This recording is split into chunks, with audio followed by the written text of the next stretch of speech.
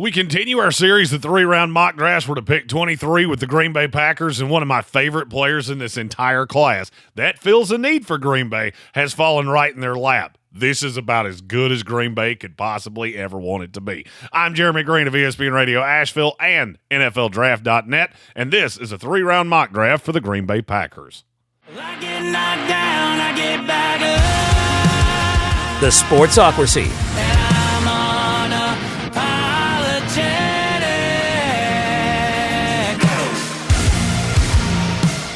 I go into this 3-round mock with Green Bay. I have a couple needs that I really want to attack. Both sides of the line, offensive and defensive and corner. If they're going to move on from Jaire Alexander, I'm going to need another corner. So at 23, I'm going to attack one of those needs, and it's with Walter Nolen, defensive tackle out of Ole Miss. This kid shouldn't last to 23, but I have a funny feeling that he's going to. When I see defensive tackles like this, he's so good against the run. And then at the Senior Bowl, he absolutely jumped off the page at his ability to get after quarterbacks, to penetrate. But then you go back to the film, and he didn't consistently do that. Still had an 11.9% pass rush win rate at Ole Miss. It's not that he was a bad pass rusher. It's just that he wasn't consistent enough. It was 10.9. He had an 11.9 run stop rate. Phenomenal run stopper. I think he has the upside to become one of the best defensive tackles in all of football. The body build is a little strange to me because he's 6'3", 305, but he looks much thinner than that. So he may have to bulk up in terms of good muscle. I stood right beside him on the field in Mobile, and I think he could add 5 to 10 pounds of muscle and be an absolute wrecking ball. This would be an A+ for Green Bay, and I'm not going to lie to you, I really wouldn't care what else they did. But still 2 picks in this mock, and I like both of them too. We go into the second round, pick number 55, Cameron Williams, offensive tackle for now from Texas. This kid did not play a ton until his final year at Texas. Was a really good player this past year. He projects to be either a guard or a zone blocking tackle. I think he's kind of malleable. He only played right tackle at Texas. He did allow 5 sacks this past year. But you got to remember, he also had Kelvin Banks on the other side. So a lot of times blitzes would be funneled his direction. And it was just a lot of inexperience for me. I don't necessarily think this kid is a play right away, but the beauty of drafting a guy like Zach Tom is that he can play up and down the line. He was one of the best right tackles in football last year. So you can cross-train Cameron Williams to wherever it is that you think he best fits.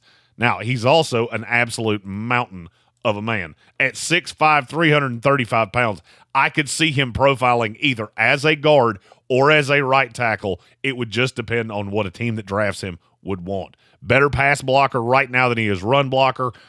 He's a raw ball of clay. But, man, if you put the time into this kid, he could be really special 2 years from now. I'm looking at pick number 55, Cameron Williams, the offensive tackle out of Texas. Now, one need left that I haven't addressed that I said off the jump, and that is at cornerback. Pick number 87, Quincy Riley, cornerback out of Louisville.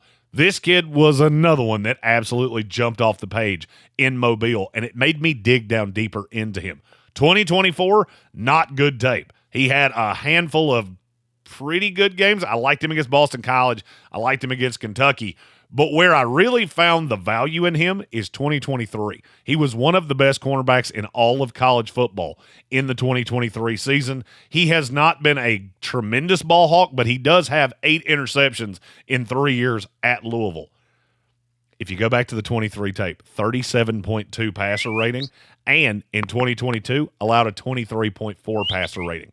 This past year was not great. That's why I think you can get Quincy Riley here in the later part of round 3.